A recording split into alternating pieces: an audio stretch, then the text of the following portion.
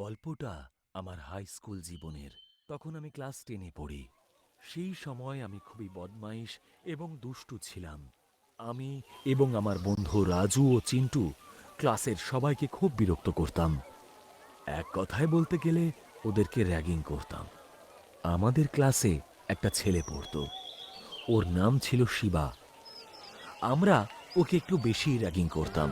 প্রায় প্রতিদিনই ক্লাসের ফাঁকে অকারণেই আমরা ওকে কান ধরে উঠবোস করাতাম, আর আমরা যা বলতাম ও মুখ বুজে তাই করত। টয়লেটে গেলে আমরা বাইরে থেকে বাথরুমের দরজাটা বন্ধ করে দিতাম।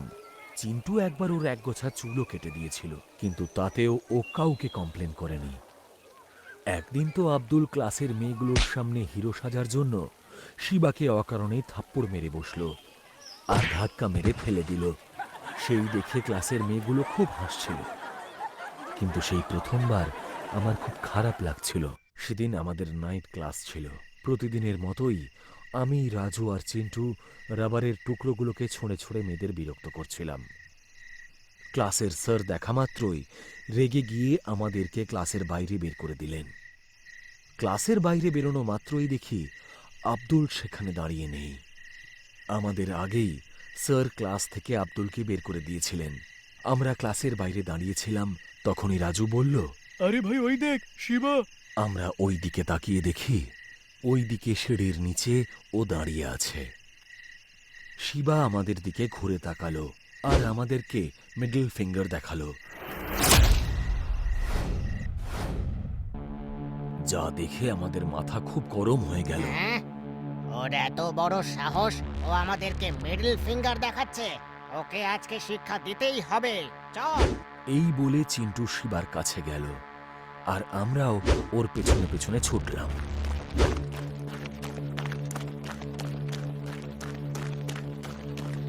পিছু করতে করতে আমরা তিনজন তিনতলার টয়লেটের কাছে পৌঁছে গেলাম। হ্যাঁ, ভেতুটা মনে হয় টয়লেটের ভেতরে লুকিয়ে আছে। চিন্টু বলল আমাদেরকে।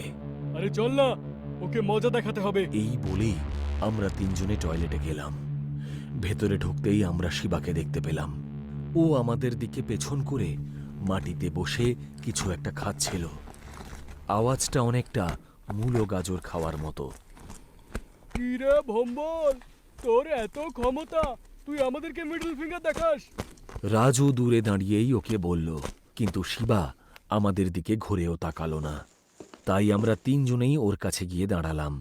এই, ওঠ না Bhombol. Do you know what the toughest choice is for me? Picking up undergarments that are comfortable both in the gym. Raju তার মাথায় চাঁটি মেরে বলল, আর তখনই ও ঘুরে আমাদের দিকে তাকালো। ওকে দেখে আমাদের লোম খাড়া হয়ে গেল, কারণ শিবার মুখটা পুরো রক্তে মাখা ছিল আর ও একটা মানুষের আঙুল চিবোচ্ছিল। ওর হাতের দিকে তাকাতেই ওর হাতে দেখি আর একটা কাটা হাত আছে। সেই হাতের আবার 3টে আঙুল শিবা খেয়ে ফেলেছিল। বাকি 2টো আঙুলও শিবা গাজরের মতন চিবিয়ে খেয়ে ফেলল। এসব দেখে আমাদের তিনজনের চোখ ছানা বড়া হয়ে গেল, আর আমরা হাঁ করে ওর মুখের দিকে ভয়ার্তভাবে তাকিয়েছিলাম। এই, এ ভাই, এই তুই ওটা কার আঙুল চেবোচ্ছিস? হ্যাঁ, আমি শিবাকে জিজ্ঞেস করতেই ও শয়তানের মতন হাসি শুরু করলো আর ডান দিকের ঘরটার দিকে আঙুল দেখালো। আমরা ওই ঘরটার দিকে তাকানো মাত্রই ভয়ে আমাদের বুক কেঁপে উঠল, কারণ ওখানে আব্দুল হাত কাটা অবস্থায় রক্তাক্ত হয়ে পড়েছিল। শিবা তখন আব্দুলের হাতটাই খাচ্ছিল, যে হাত দিয়ে আব্দুল শিবাকে চড় মেরেছিল। তার মানে শিবা আব্দুলকে মেরে ফেলে ওর হাতটাই চিবোচ্ছিল। যা দেখে আমরা সবাই খুব ভয় পেয়ে গেলাম। তখনই শিবা চিন্টুর পা ধরে টান মারল আর চিন্টু মাটিতে পড়ে গেল। শিবা চিন্টুর মুখের উপর বসে ওর মাথার চুল খামচে ধরে বেশ কিছুটা চুল টেনে ছেড়ে দিল। চিন্টু যন্ত্রণায় চিৎকার করে উঠল। মাথা থেকে তখন ওর গলগল করে রক্ত পড়ছে। শিবা চিন্টুর মুখের ভেতরে ওই চুলগুলোকে ঢুকিয়ে দিল আর ওর গলায় সজোরে একটা ঘুষি মারল। আর চিন্টু যন্ত্রণায় ছটফট করতে লাগলো। তারপরেই শিবা আমাদের দিকে তাকালো। আমি আর রাজু ওইখানেই দাঁড়িয়ে সব দেখছিলাম। আমরা এতটাই ভয় পেয়ে গিয়েছিলাম যে আমরা সেখান থেকে নড়ার মতন অবস্থায় ছিলাম না। আমি আর রাজু পালানোর জন্য দরজার দিকে দৌড়তে শুরু করলাম, কিন্তু যেই দরজার কাছে পৌঁছলাম দেখলাম শিবা সেখানে আগে থেকেই দাঁড়িয়ে আছে। মাথাটা বেঁকিয়ে ও আমাদের দিকেই তাকিয়ে রয়েছে আর বিড় বিড় করে যেন একটা মন্ত্র জপ করছে। আমরা ঘুরেই চিন্টুর লাশের দিকে ছুটে যেতে গিয়ে দেখি চিন্টুর লাশ ওই জায়গাতে দাঁড়িয়ে আছে এবং পাশে আব্দুলের লাশ। ওরা দুজনে আমাদের দিকে তাকিয়ে হাসছিল। আমরা পেছনে ঘুরে দেখি শিবা আমাদের পেছনে দাঁড়িয়ে রয়েছে। রাজু হাত জোড় করে মাটিতে বসে শিবার কাছে কাকতি মিনতি করতে লাগলো। শিবা প্লিজ আমাকে ছেড়ে দে ভাই, আমার ভুল হয়ে গেছে, আমি আর কখনো তোকে বিরক্ত করব না, প্লিজ ছেড়ে দে আমাকে শিবা। রাজু কিছু একটা বলতে যাচ্ছিল, ঠিক তখনই শিবা রাজুর মুখে একটা লাথি মারল এবং ওর মাথাটা নিজের পা দিয়ে চেপে ধরলো আর ওর মাথাটা পুরো থেতলে দিল। আমি আমার মুখের ভাষা হারিয়ে ফেলেছিলাম আর ভয় থর থর করে কাঁপছিলাম। আমার মনে হচ্ছিল আজই আমার শেষ দিন, শিবা আজকেই আমাকে মেরে ফেলবে। শিবা ঠিক তখনই আমার গলাটা টিপতে এগিয়ে এলো। আমাকে স্পর্শ করা মাত্রই ওর হাতে আগুন জ্বলে উঠল। ও ভয় পিছনে সরে গেল। ও আমাকে ছোঁয়ার চেষ্টা করলেই ওর হাতে আগুন জ্বলে উঠছিল। আব্দুল আর চিন্টু আমাকে ছোঁয়ার চেষ্টা করছিল, কিন্তু ওরা ছোঁয়া মাত্রই ওদের সাথেও একই ঘটনা ঘটল যা শিবার সাথে ঘটছিল। আমি কিছুই বুঝতে পারছিলাম না যে এরকম কেন হচ্ছে। তখনই হঠাৎ টয়লেটের লাইটগুলো দপদপ করে জ্বলে নিভে গেল আর তারপর আমিও সেই টয়লেটে এক কোণায় বসে পড়লাম, যাতে চিন্টু কিংবা আব্দুল কেউই আমাকে ঠিকভাবে খুঁজে না পায়। ওখানে বসে বসেই আমি ঘুমিয়ে পড়লাম। সকালে যখন আমার ঘুম ভাঙল দেখলাম সামনে পিয়ন এবং স্কুলের টিচার্সরা দাঁড়িয়ে রয়েছে।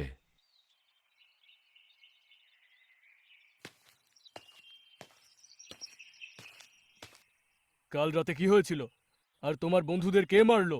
তারপর আমি তাদেরকে বললাম যে শিবা হত্যা করেছে। শুনেই তারা একে অপরের মুখ চাওয়াচাওয়ি করলেন আর তারপর প্রিন্সিপাল বললেন, কিন্তু এটা কি করে সম্ভব? শিবা তো গতকাল বিকেল 5টার সময় মারা গেছে।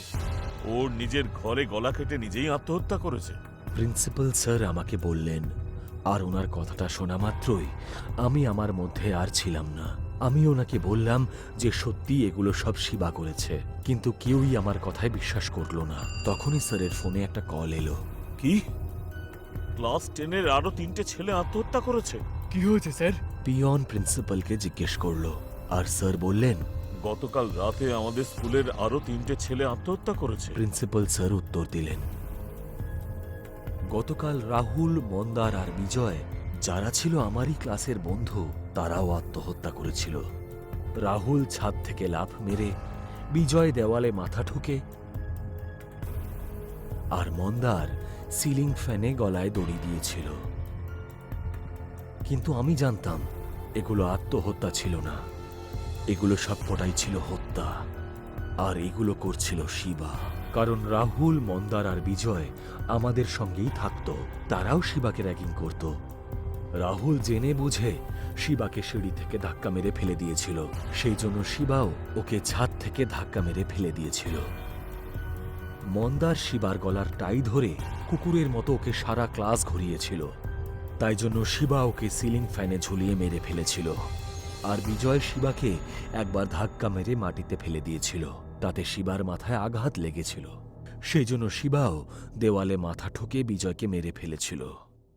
আমি এই সব কথা প্রিন্সিপাল স্যারকে বললেও ওনারা কিছুতেই বিশ্বাস করতে চাইলেন না, বরং ওনারা আমাকে জিজ্ঞেস করলেন, তোমার সমস্ত বন্ধু মারা গেল, কিন্তু তুমি কি করে একলা বেঁচে গেলে? তার কারণ একটাই, আমার গলায় বজরংবলীর লকেট আছে। বাহ, ভালোই মিথ্যা বলতে শিখেছো দেখছি। পুরো প্ল্যান করেই নিজের বন্ধুদেরকে তুমি মেরে ফেললে। প্রিন্সিপাল স্যার আমাকে বললেন আর পুলিশ ডেকে আমাকে তাদের হাতে তুলে দিলেন। যেভাবে রাজু, চিন্টু আর আব্দুলকে হত্যা করা হয়েছিল সেটা একমাত্র সাইকিক মানুষই করতে পারে। তাই জন্য পুলিশরা ভাবল যে আমি সেই খুনি। সেই জন্য তারা আমাকে পাগলাগারদে আটকে রাখল। আর সেই থেকেই আমি এই পাগলাগারদে বন্দী হয়ে আছি, আর সেই দোষের শাস্তি পেয়ে চলেছি যে দোষটা আমি কখনো করিনি। আমি একটাই ভুল করেছিলাম, আমি একটা নিরীহ ছেলেকে বিরক্ত করেছিলাম। আমি এটা অনুভবও করতে পারিনি যে তাকে বিরক্ত করার কারণে আমি এরকম একটা শাস্তি পাব। মাঝে মাঝে আমার মনে হয় শিবা যেন জেনে বুঝে আমাদেরকে শাস্তি দেওয়ার জন্য আত্মহত্যা করেছিল। সহজ কথায় বলা গেলে এটা আত্মহত্যা নয়, এটা বলিদান ছিল। ও হয়তো শয়তানকে নিজের বলিদান দিয়েছিল, যাতে মৃত্যুর পরে ও নিজের হাতে সবাইকে শাস্তি দিতে পারে যারা ওকে হেনস্থা করেছিল। আমার এটা মনে হওয়ার কারণ আমি ওর ব্যাগে একটা বই দেখেছিলাম, যাতে লেখা ছিল শয়তানকে খুশি করার উপায়।